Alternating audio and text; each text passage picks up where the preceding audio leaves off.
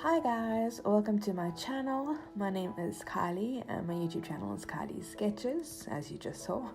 So today I decided I wanted to paint a botanical piece. I have been really inspired by botanical art lately. I will often just spend hours searching the hashtag botanical watercolor or botanical illustrations, and I get so inspired and then I just have to go and paint a botanical piece. My reference photo from this came from the website Unsplash. Great website for free copyright images for artists to use. So the artwork. I sketched out my sketch. I think you can sort of see it on my page using a graphite soluble watercolor pencil. No, it's just a graphite soluble pencil. I will show you a picture of what it looks like here. And I've only just recently discovered this pencil and it is incredible, because I used to just sketch out my sketches using a normal pencil, but I would always see the sketch mark somewhere or other on my final piece, and I really didn't like that. But I didn't want to erase the entire thing before I painted, because I take great comfort in those guiding lines when I'm painting.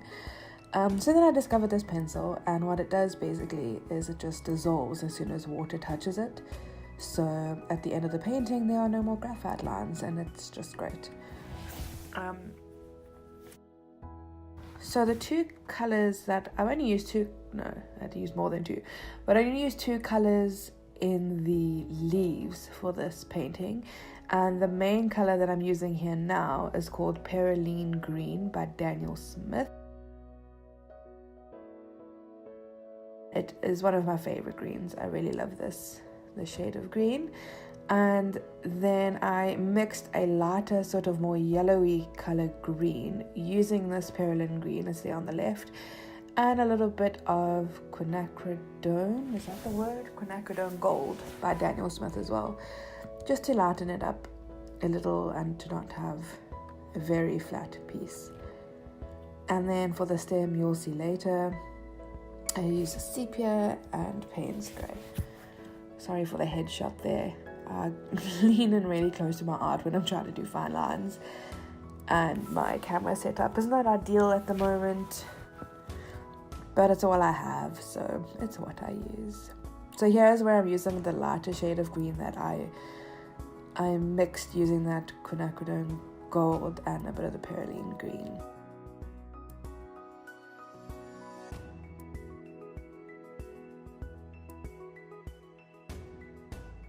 So I haven't done it much yet, but you'll notice that I start to jump around quite a bit on this piece, and that's just because I am waiting for certain layers to dry before I come back in to do more color on top of that.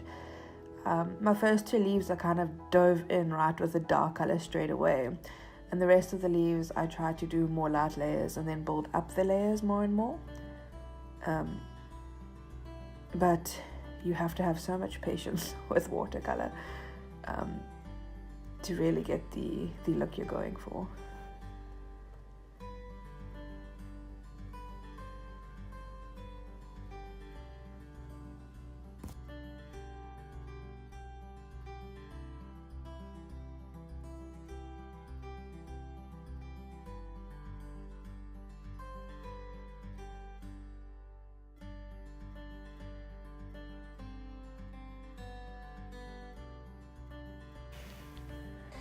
So there you saw me use that graphite pencil quite a bit, and this is because even though I have graphite pencils on my page, I always second guess them anyway, which is really weird, because I'm constantly looking at my reference photo, which you'll see later because my camera shifts for some reason.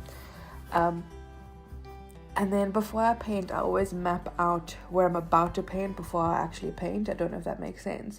And if that graphite line isn't following where I'm mapping out where I'm painting, then I have to double check it with the reference photo. I'm like, is this really where the paint is supposed to go? And there where I was re-sketching a part of the leaf as an example of where I wanted to paint and my lines didn't match up, so I just re-looked at my reference photo and then redid it to make more sense. I hope that makes sense to you guys.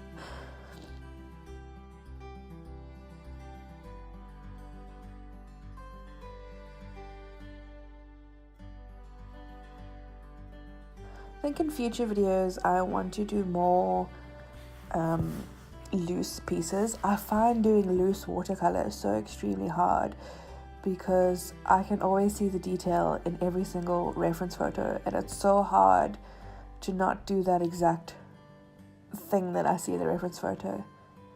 Okay, here you can see the reference photo I'm working from because my camera angle shifted. I'm so sorry. So half of it's at the bottom is cut off for some reason. I don't know what I was doing.